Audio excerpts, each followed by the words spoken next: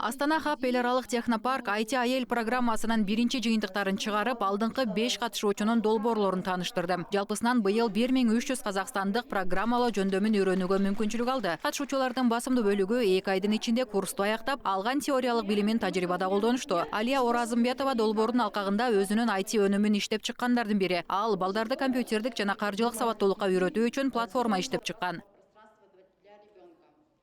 В планах у меня открытие образовательного. Астана шаарында мектепке чейинки урактагы балдар үчүн IT балдарды окутуу борборун ачуу пландалууда. Менимче азыр жаш кезинен баштап ноу-код программалоо багытына киргизүү маанилүү. Бул багыт азыр абдан актуалдуу. Анын үстүнө акысыз окуса, ата-энелерге жакшы колдоо болот деп ойлойм. Актуально тема IT направления. Окутуу курсун өздөштүрүү балдарын караган аялдар үчүн ыңгайлуу жана жеткиликтүү болушу үчүн толугу менен онлайн режимде. Программа негизги компьютердик сабаттуулукту жана көндүмдөрдү камтыйт. Ошондой эле катышуучулар ноу-код жана low-code school программаларын өздөштүрүшөт.